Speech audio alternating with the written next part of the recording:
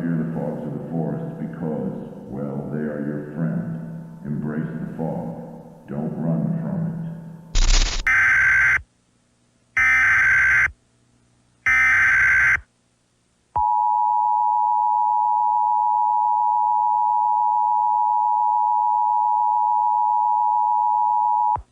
A civil danger warning has been issued for Lane County, Oregon, effective until 2 a.m. Pacific Daylight Time on October 23, 2023.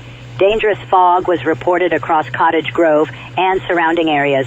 Persons exposed to the fog have been reported to act in a demonic trance-like state, attacking anyone they see in a horrific manner.